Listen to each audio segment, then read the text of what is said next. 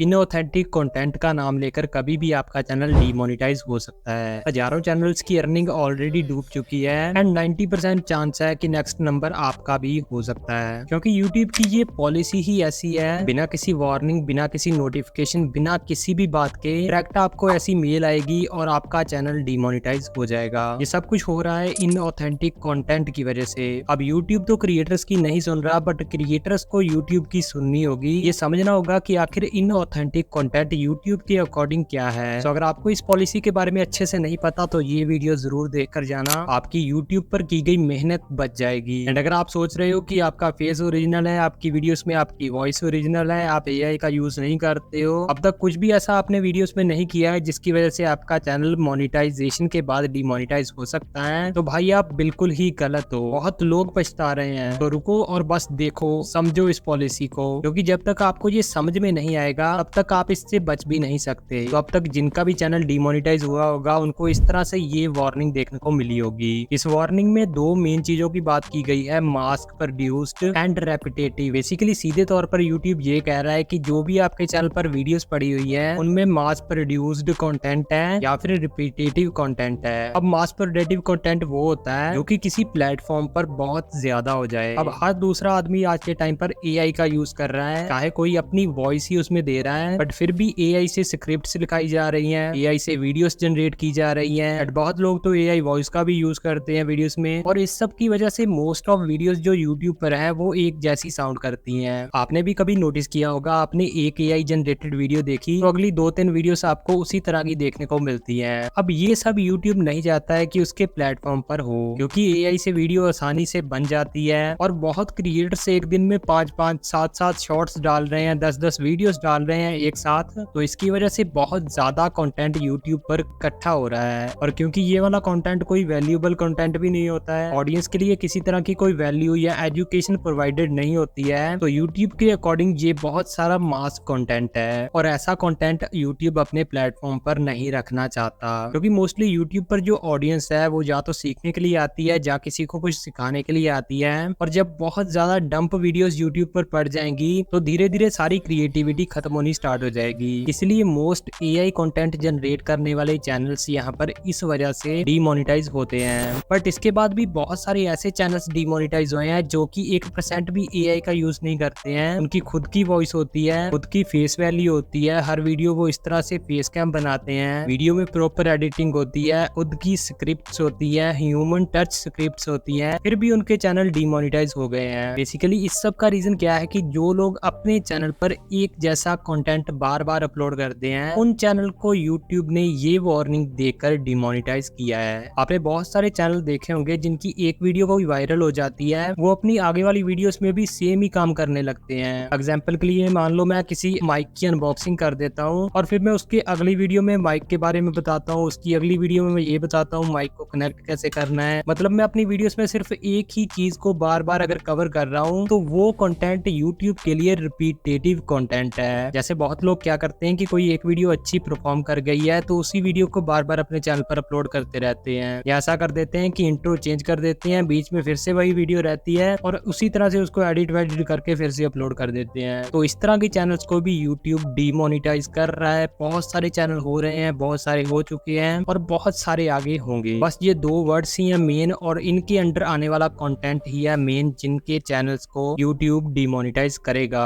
चाहे आपका खुद का ही ओरिजिनल कंटेंट हो, अगर आप उसको रिपीटेडली अपलोड करते रहोगे तो यूट्यूब आपको नहीं छोड़ेगा। तो एज अ क्रिएटर आपको अब ये काम तो नहीं करना है अपने यूट्यूब चैनल पर। हर वीडियो में कुछ यूनिक बनाओ, कुछ अलग करो, सेम चीज को रिपीट मत करो, एआई का मोस्ट ऑफ यूज वीडियोस में मत करो। सारी बातों को जोड़कर अगर एक बात बताऊं तो यूट्यूब असल में चाहता क्या है कि यूट्यूब पर जो क्रिएटर्स हैं वो हमेशा क्रिएटिव वीडियोस बनाएं, क्योंकि एआई वगैरह से बहुत ज्यादा यूट्यूब पर कंटेंट अवेलेबल हो गया है और मोस्ट ऑफ कंटेंट जो है वो वैल्यूएबल नहीं है, उससे कोई भी क्रिएटिव चीज नहीं होती है, कोई एजुकेशन नहीं मिलती है। तो ये चीज यूट्यूब नहीं चाहता है। यूट्यूब चाहता है कि जो ऑडियंस है और जो क्रिएटर्स हैं वो हमेशा यूट्यूब पर रहें, क्रिएटर्स काम करते रहे क्रिएटिविटी के साथ, व्यूअर्स उस काम से एजुकेट होते रहें और बार बार यूट्यूब को सिर्फ एजुकेशन या वैल्यूएबल कंटेंट के लिए ही जाना जाए। तो अगर आपका चैनल अगर डिमोनेटाइज हो चुका है तो एक बार आपको अपील करने का ऑप्शन मिलेगा, आप उससे अपील कर सकते हो। 100 में से 10% चांस है कि आपका चैनल रिकवर रिकवर हो जाएगा, दोबारा से मोनेटाइजेशन आपके चैनल पर ऑन हो जाएगा। बाकी आई होप कि जो इस वीडियो के थ्रू मैं आपको डिलीवर करना चाहता था इन्फॉर्मेशन, वो आपके पास पहुंच गई होगी। अब कोई भी आपका क्वेश्चन है, कोई डाउट है, कुछ भी पूछना चाहते हो, कमेंट बॉक्स अभी तक खाली है, कमेंट करो।